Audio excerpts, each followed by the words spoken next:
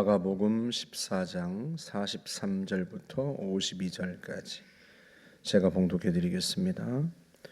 예수께서 말씀하실 때에 곧 12 중 하나인 유다가 왔는데 대제사장들과 서기관들과 장로들에게서 파송된 무리가 검과 몽치를 가지고 그와 함께 하였더라.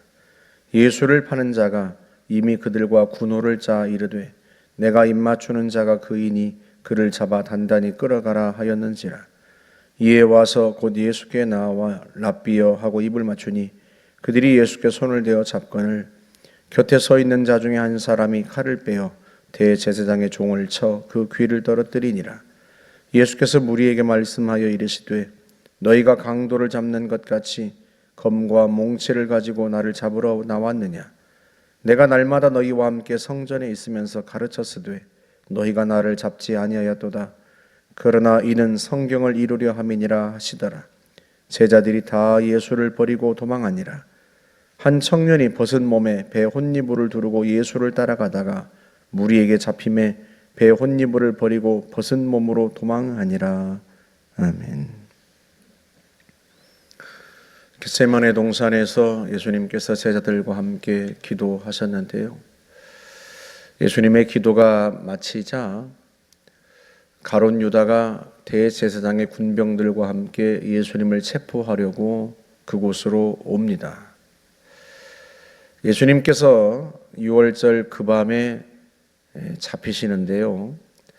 겟세마네 동산 이 현장에 있었던 사람들의 면면은 우리 모두의 모습을 그대로 보여줍니다. 먼저 첫 번째 등장한 인물이 가룟 유다죠. 예수님을 따르다가 예수님을 배반하고 예수님을 체포하러 나선 사람들과 함께 온 이 사람. 여러분, 우리 중에도 그런 사람 있지 않습니까? 전도하다가 만나는 사람들 중에 많은 사람들이 그런 사람들이 있어요. 예수님을 믿다가 지금은 믿지 않고 있는, 학생 때 또는 청년 때 또는 몇 년 전까지 예수님을 믿다가 지금은 교회 나오지 않고 있는, 신앙생활을 하고 있지 않은 사람들, 그분들을 가룟 유다와 같은 분들로 묘사하면 여러분들은 아니 좀 심하지 않습니까? 하고 말할 수 있을지 모르지만 유다도 얼마 전까지만 해도 예수님께 부름받아서 제자로 살다가 무엇에 실망했는지 예수님을 떠났고 심지어 자기 욕심 때문에 예수님을 팔기까지 하죠. 그리 다를 바가 없습니다, 여러분. 예수를 따르다가 예수를 버린 사람들, 무슨 이유인지 모르지만 사정이 있겠지만 각자가, 그럼에도 불구하고 그 모습 자체로 보면 예수님을 따르다가 예수님을 버린 사람들. 또 한 무리가 군병들입니다. 예수님을 체포하러 나온 군병들. 예수님께서 그들에게 말씀하시죠. 내가 날마다 성전에서 너희에게 가르쳤으되 너희가 나를 잡지 아니하였다. 그런데 이제는 예수님을 체포하러 나왔습니다. 예수님께서 날마다 성전에서 가르치셨는데요. 그 말씀을 귓등으로 들은 사람들, 마음으로 듣지 않고 귀담아 듣지 않고 대충 듣고, 그래서 예수님의 은혜를 입지 않고 예수님의 반대편에 서서 예수님을 체포하고 또 비난하는 사람들. 여러분, 우리 중에도 있습니다. 어느 때에 누군가에 의해서 교회에 한번 와서 설교도 듣고 전도자를 만나고 또 복음도 듣지만 여전히 마음으로 듣지 않고 귓등으로 흘려들은 분들. 많은 현대인들이 그렇지 않겠습니까?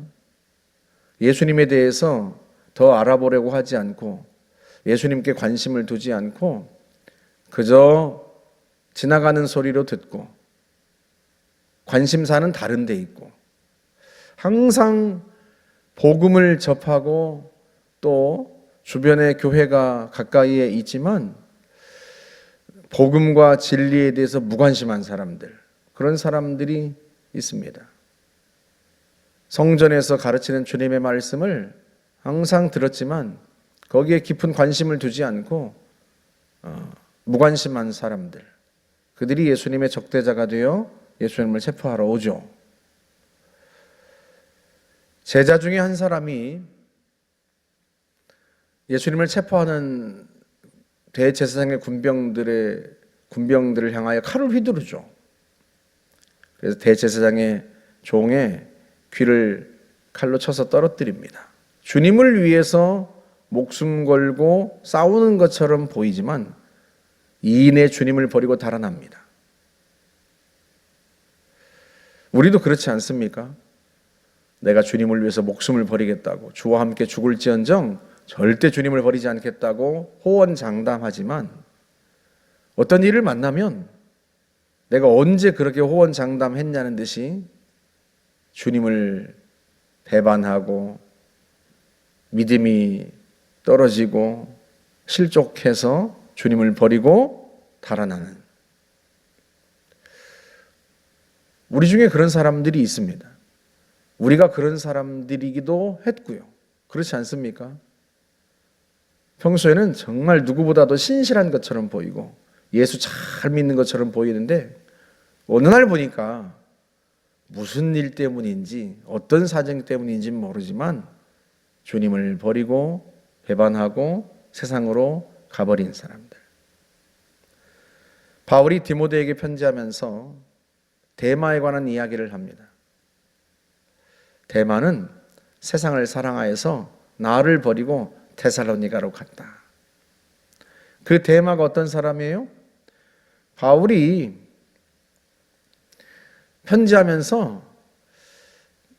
빌립보 교회에 편지하면서 자신의 동역자들이 성도들에게 안부 인사를 전한다고 할 때 거기에 등장했던 사람입니다. 그 이름이 데마가 너희에게 문안하느니라.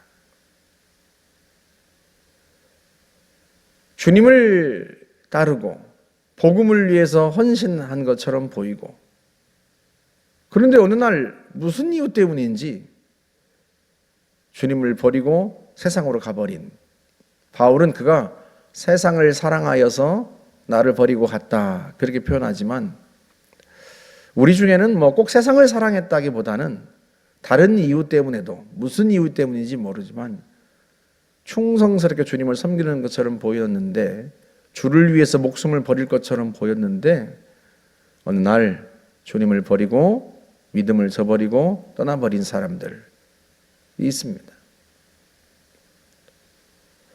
여러분, 이게요 다 우리들의 모습이에요. 우리가 이들과 다르다고 말할 수 있겠습니까? 베드로도 그랬잖아요. 다 버릴지라도 저는 주님을 버리지 않을 겁니다.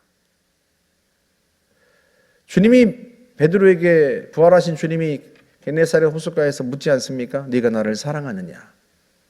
베드로가요, 내가 주님을 사랑하는 줄 주님이 아십니다. 그렇게 대답해요. 주님을 사랑하지 않았던 게 아니에요. 그런데 자기에게 위험이 닥치자 주님을 버리고 달아났습니다. 우리 중에 베드로만큼 주님을 사랑한다고 그렇게 말할 수 있는 사람이 있을까요? 글쎄요. 베드로는요 진심으로 주님을 사랑했어요. 나는 베드로보다 훨씬 더 주님을 사랑합니다. 그렇게 말할 분도 계실지 모르지만 아마 대부분은 글쎄요, 내가 베드로만큼 주님을 사랑했을까요? 하면 생각해 보면 거기에 못 미치지 않을까요? 그런 베드로도 주님을 버리고 달아났단 말이죠. 그런데 하물며 우리는 베드로처럼은 안 합니다. 우리는 그렇게 비겁하지 않아요. 나는 믿음을 지킬 겁니다. 그렇게 호언장담할 수 있겠습니까? 겟세마네 동산에 나타난 이 사람들은 다 우리의 모습입니다. 배 혼니부를 두르고 예수님을 따르다가 무리에게 붙잡히자 알몸으로 도망한 청년에 관한 이야기가 나오죠. 이 청년이 누굴까? 제자는 아닌 것 같죠? 제자였으면 제자라고 말씀했을 텐데 성경이 한 청년이라고 말합니다.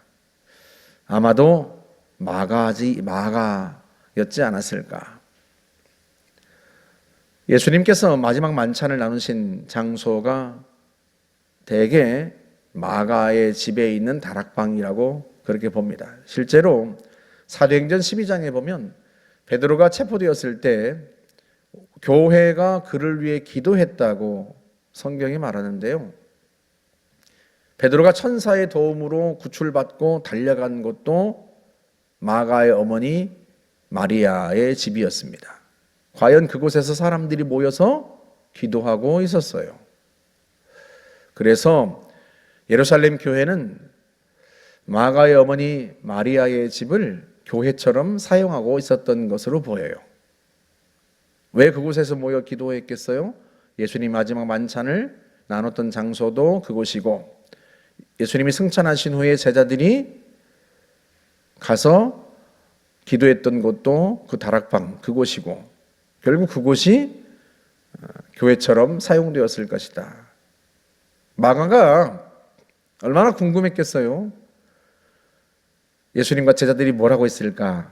만찬을 나누고 뭐 하실까? 그러다가 이제 배 혼이불을 두르고 잠이 들었는데 사람들이 집을 나가는 발자국 소리에 문득 잠을 깨어서 보니까 예수님과 제자들이 집을 나가는 거죠. 그래서 조금만 늦으면 놓칠 것 같아서 잠을 자다가 팬티바람으로 잠을 자다가 얼른 그 덮고 있던 배 혼이불을만 두르고 쫓아간 거죠. 헐레벌떡 쫓아갔는데 그리고 쫓아갔다가 겟세마네 동산에서 예수님께서 체포되시자 자기도 붙잡힐까 봐 그 배 혼이불을 벗어던지고 알몸으로 도망한 것 아닌가. 복음서를 기록한 마가가 자신의 모습을 이곳에 그렇게 적나라하게 기록한 것 아니겠는가.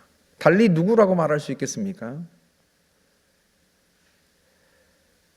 예수님에 대해서 호기심이 많고 그럼에도 불구하고 예수님을 진심으로 따르는 제자 되기는 어려운 그런 사람들. 관심은 많고 호기심은 많은데 제자 되지는 않고 따르지는 않고 혹여라도 예수 믿고 나서 어려운 일이 생길까 봐 덜컥 겁이 나서 교회에 나오지 않는 그런 사람들. 여러분 겟세마네 동산에 등장하는 이 모든 사람들은요 다 우리의 모습입니다. 로마서 3장 10절에서 말씀하죠. 의인은 없나니 하나도 없다. 성경이 그렇게 기록했다는 거예요. 하나님이 그렇게 말씀했다는 거예요. 로마서 3장 23절에서는요. 모든 사람이 죄를 범하였음에 하나님의 영광에 이르지 못하더니. 그런 우리가 오늘날 이렇게 예배드리고 예수 믿고 그 은혜를 힘입고 사는 것은 무엇 때문이다? 그리스도 예수의 속량으로 말미암아 하나님의 은혜로 값없이 의롭다 하심을 받았느니라. 모든 사람이 우리가 다 죄를 범해서 하나님의 영광에 이르지 못해요. 그런데 그리스도 예수 안에 있는 속량 때문에 예수님이 자신의 피값으로 우리의 죄를 대신 죄값을 치르심으로 말미암아 그 은혜로 우리가 값없이 하나님께 의롭다고 인정받은 거예요. 내가 열심히 주를 섬겨서 또 어떤 상황에서도 주님을 버리지 않고 주를 위해서 목숨까지도 바쳐서 뭐 그런 대단한 믿음이 있고 내가 대단히 헌신해서 그래서 우리가 하나님의 자녀가 된 게 아니고요. 주님의 십자가의 그 희생으로 주님의 속량으로 대신 값을 치르신 그 은혜로 우리가 구원받고 하나님의 자녀가 된 겁니다. 앞으로도 우리가 예수 안에서 잘 살아갈 것을 확신할 수 있는 이유는 우리가 뭐 신실하고 충성스러워서가 아니에요.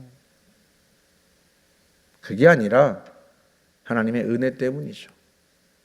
주님이 그 은혜로 우리를 붙들고 있으니까 그래서 우리가 끝까지 주님을 따라가는 거죠. 주님이 우리를 붙들지 않으면 여러분 우리가 제자들과 달리 우리는 절대 그러지 않습니다. 우리 욕심 때문에 주님을 팔거나 또는 주님을 따른다고 하다가 버리고 달아나거나 이런 사람은 아닙니다. 우리가 그렇게 말할 수 있을까? 우리가 주의 은혜로 사는 거예요. 주님이 겟세마네 동산에서 자신을 버리고 달아난 제자들을 부활하신 후에 찾아가지 않았다면 여러분 이들이 온전히 설 수 있었겠습니까? 주님이 찾아오셨으니까 이 제자들이요 다시 제자의 자리로 돌아올 수 있었던 거예요. 오늘 우리도 주님이 우리에게 찾아오셔서 은혜를 베푸시니까 다시 주님도 따르고 신앙생활 열심히 하고 그러는 거죠. 주님이 우리에게 은혜 베풀지 않으셨으면 우리가 어찌 주님의 제자로 설 수 있었겠습니까? 다 주의 은혜입니다. 그래서 우리가요 그 주님의 은혜만 드러내고 그 주님만 자랑하고 사는 거예요. 나의 신실함, 충성스러움 그걸 자랑할 게 못 됩니다. 우리는 주님의 은혜만 이야기하고 주님만 자랑할 뿐이죠. 우리가 평생에 그 은혜로 삽니다. 그 은혜가 우리를 붙들고 가고요.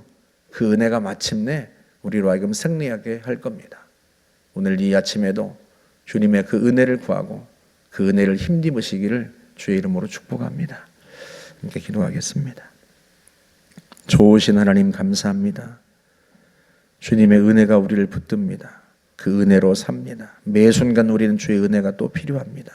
하나님 아버지 그 은혜를 구합니다.